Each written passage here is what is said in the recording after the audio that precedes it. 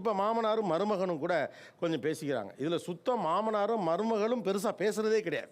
வாய்ப்பு இல்லை ராஜா. நீங்கள் உங்கள் மருமகள் வீட்டிற்கு வந்த பிறகு இதை அவங்க கவனித்து மாற்றினாங்க, என் மனைவி கவனிக்கல. ஒரு 31 வருஷமாக எனக்கு அது கிடைக்கல. அதுக்காக ரொம்ப நாள் ஏங்கியிருக்கேன். நான் நிறைய டைம் தனியாக உட்காந்து அழுதுருக்கேன்.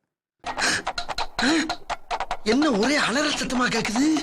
அது எப்படின்னு தெரில எனக்கு. ஆனால் முன்னாடி வந்து நாங்கள் 4 பேருமே ஒன்றா உட்காந்து சாப்பிட மாட்டோம். நான் தனியாக சாப்பிடுவேன். பையன் கூட சாப்பிட முடியல.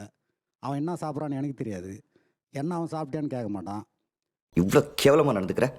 தனியாக உட்காந்து சாப்பிட்ருப்பேன் நைட்டு 11 மணிக்கு. ரொம்ப வேதனையாக இருக்கும். இப்போ கரெக்டாக ஒரு 10:30 மணிக்கு மருமக வராங்க, வீட்டில் பரிமாறுறாங்க.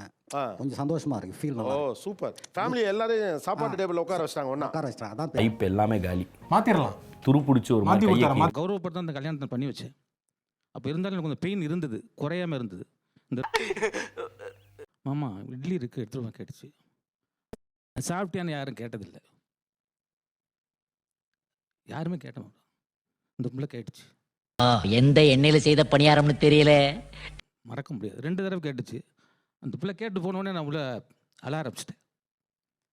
நினைக்க நெஞ்செல்லாம் வெடிச்சிரும் போல இருக்கியா. கொஞ்சம் என்னுடைய இது குறைஞ்சது. வீட்டினுடைய பெண்கள் எல்லாரும் ஒத்துமையா இருக்குது, ஒரு ஆணுக்கு எவ்வளவு மகிழ்ச்சி. பெரிய தைரியம் சார், தைரியம், பெரிய தைரியம். ஆமா, அதாவது கேட்குறேன். நீ வந்து இன்னைக்கு வந்து பார்த்தீங்கன்னாக்கா அவங்க எல்லாரும் எங்களோட 2 மருமகள், என்னோட மனைவி, இவங்க 3 பேரும் ஒற்றுமையாக இருக்கிற அளவுக்கு நான் அவங்ககிட்ட இருக்கலாம் இல்லையாங்கிறது எனக்கு சந்தேகமாக இருக்குது. பெரிய மருமகளுக்கு இவளுக்கு எப்படி வந்து ஒரு இணக்கமான சூழ்நிலை இருக்குமா? ஏன்னா எங்கள் வந்து லவ் மேரேஜ், அது அரேஞ்சு மேரேஜ். அழகாக சின்னதாக கச்சிதமாக ஊற்றி அதில் சாம்பார் சட்டியை போட்டு அந்த சாப்பிட்றது சுவை இருக்குது பார்த்தீங்களா, அது வந்து கிடைக்காது சார். அது வேற ஏதாவது உங்கள் மருமகள்கள் வந்து செய்த மாற்றம், மனதுக்கு நிறைவான மாற்றம்? வந்து இப்போ நான் என்ன உங்கள்கிட்ட சொல்றது? வீட்டில் உட்காந்து தான் ஸ்மோக் பண்ணுவேன். வார்த்தையால் சொல்லாமல் ஏற்படுத்திய மாற்றம் என்னன்னா, அதே 40 வருஷமா நான் ஸ்மோக்கர். கருப்பேன் குசும்புக்காரன். என்னைக்கு எங்கள் வீட்டுக்குள்ள உள்ள வந்துச்சோ சொல்லாமலே நான் வெளியில் போய் ஸ்மோக் பண்ண ஆரம்பிச்சிட்டேன். Okay, very good. எல்லாரும் போடா, ஒன்னெல்லாம் ஒன்றும் பண்ண முடியாது. இவங்கள எல்லாருமே காதல் திருமணம் செஞ்சவங்க. இந்த காதலை எப்படி ஏற்றுக்கொண்டீர்கள்? ஐயோ, அங்க பார்த்துட்டு அப்படியே நம்மளை பார்க்குறாங்களே. சென்னையில் வந்து என் தம்பி வீடு இருந்தது. அப்போ அங்கே போனப்போ ஒரு பொண்ணு வந்து குறுக்கு இடக்கமாக போயிட்டு இருந்தது. நீங்கள் பொண்ணெல்லாம் பார்க்க வேணாம்ப்பா, நான் ஒரு பொண்ணை பார்த்துருக்கேன். என்ன சொல்கிறேன்னு ஊருக்கெல்லாம் புத்திமை சொல்லுவோம். நம்ம வீட்டிலேயே எப்படி ஒரு காதலா, அதனால ஜீர்ணிக்க முடியல. என்ன லவ் மேரேஜே கிடையாது. அதனால நாங்கள் பார்க்குற பொண்ணை பாருன்னு அவரு கோச்சிட்டு போயிட்டார். ஏங்க படப்படன்னு பேசுறீங்க? அந்த பொண்ணு பேச வந்து 2 வார்த்தை பேசுங்க, பேசாம தள்ளி போறீங்க. கறி சோர்த்தின்னு ஆசைப்பட்டு தான் இந்த வேஷத்தை போட்டேன். ஒன்றும் பிடிக்கல, விடுமா? ஏன் பிடிக்கல? ஏதாவது ஒரு காரணம் சொல்லுங்க. எந்த காரணமும் கிடையாது. இந்த லவ்ன்ற வார்த்தை எனக்கு பிடிக்கல. ஒருவேளை இருக்குமோ? வேலைக்காக சென்னைக்கு வந்தவன் இங்கே லவ் பண்ணிட்டு இருந்தானே. இந்த பசங்கள்லாம் முதல்ல நம்மகிட்ட சொல்றது இல்லை. எப்படி சொல்றோம்? லவ் பண்ணலாம் கட்ட முடியாது, அதெல்லாம் சரி வராது, வேண்டாம் அப்படின்னு சொல்லிட்டு விட்டுட்டேன். நேரம் அவங்க அம்மாட்ட போய் காதை கடிக்கிறது. என்கிட்ட எங்கள் மிஸ்ஸஸ் சொன்ன உடனே வேற வழி இல்லை, சாப்பாடு போடுறவங்க சொல்ற நம்ம கேட்டு தானே ஆகணும். அவ்வளோதான், முடிச்சு விட்டாங்க. என்ன ஒரு காமெடினா, என்னுடைய பையன் வந்து வேலையை பார்க்கல, ஆனால் லவ் பண்ணுறான். நீ கேட்ட ஒவ்வொரு கேள்வி என்ன செருப்பால் அடிச்ச மாதிரி இருக்குடா. நான் வந்து கண்டிப்பாக இருக்கேன், இப்போ ரிட்டையர்ட் ஆகிட்டேன், கண்டிப்பாக இருக்கேன். நான் டியூட்டிக்கு போயிடுவேன், இவன் எங்கள் டியூட்டிக்கு போயிடுவான்.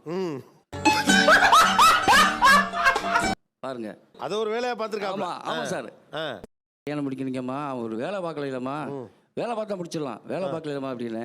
அப்படியா? வேலை மட்டும் கிடையாது, சிகரெட்டோ தண்ணி எதுவும் கிடையாது.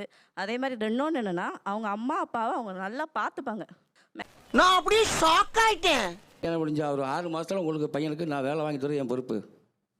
நான் வேலை பார்த்துக்கிறேன், அப்புறமா ஒரு வேலையை வாங்கி கொடுத்துறேன்னு எப்படி ஒத்துக்கிட்டீங்க? இல்லை, அப்படிலாம் ஒன்றும் இல்லை. திருமணம் நடத்தி ஒரு 6 மாதத்துல பையனுக்கு வேலை கிடைச்சிச்சு, வாங்கி கொடுத்துட்டா, சொன்ன மாதிரியே வாங்கி கொடுத்துட்டா. உன்னால முடியும்.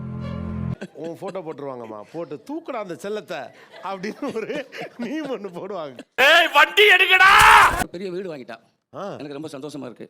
இருக்காதா பின்ன? ஒரு வேலை இல்லையா நமக்கு? சொல்லுங்க சார். எல்லா வேலையும் தான் பார்த்துருச்சேன். கற்றுக் கொடுக்கணும் ஐயா. கத்துக்கணும். எனக்கு சின்ன பசங்கள்ட்ட தான் நான் சொல்லுவேன், கொஞ்சம் கஷ்டம் இருக்கையில கல்யாணம் பண்ணிக்கங்க, தப்பு இல்லை. லைஃப்ல செட்டில் ஆகிட்டு கல்யாணம் பண்ணிக்கலாம் நினைக்காது. ஒரு பியூட்டிஃபுல் ஃபீலிங் அது. சேர்ந்து முன்னேறது எப்பவுமே சூப்பரா இருக்கும். கண்டிப்பா. தெரிஞ்சுக்கிட்டியா?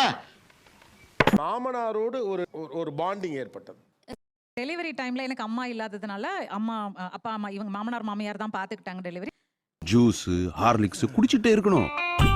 அந்த டெலிவரி முடிஞ்ச ஒரு 3 months நான் மதுரையில் அவங்க வீட்டில் தான் இருந்தேன். அந்த லிட்ரலி சொல்லப்போனால் என் மாமனார் வந்து என்னோட அண்டர்கார்மெண்ட்ஸ் துவைச்சு போட்டுட்டு இருந்தாரு. சத்தம் போட்டேன்.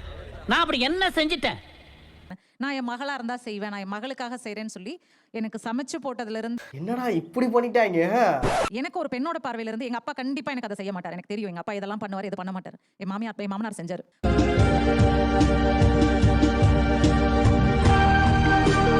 நம்ம சேனலுக்கு புதுசா வந்தவங்க சப்ஸ்கிரைப் பண்ணி வச்சுக்கோங்க.